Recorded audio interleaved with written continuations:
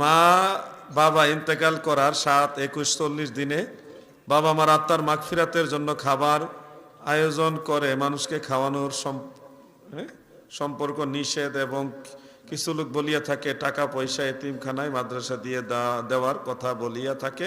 কোনটি সঠিক? মা বাপ ময় মুরব্বী কেউ মারা গেলে তাদের আত্মার মাগফিরাতের জন্য দুনিয়ার মানুষদেরকে মেহমানদারি করা সুন্নতে সাহাবা। ইমাম বুখারীর উস্তাদ ইমাম আহমদ তার কিতাব জুহুদের মধ্যে, এটা 1200 বছরের আগের কিতাব। কয়শো বছর? এই সময় আপনারা সবাই ছোট আছিলেন।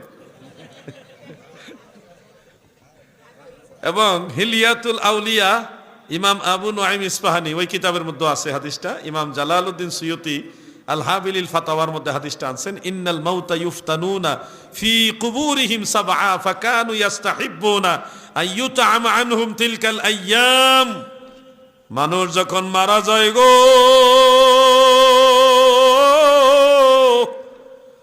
প্রথম 7 দিন কবরের মধ্যে খুব বেশি কষ্টে থাকে।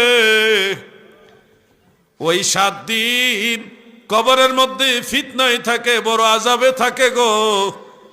এই জন্য প্রথম 7 দিন আবার দয়াল নবীর সাহাবীরা ওই মৃত ব্যক্তির আত্মার শান্তির জন্য দুনিয়ার মানুষদেরকে খাবার খাওয়াইতো।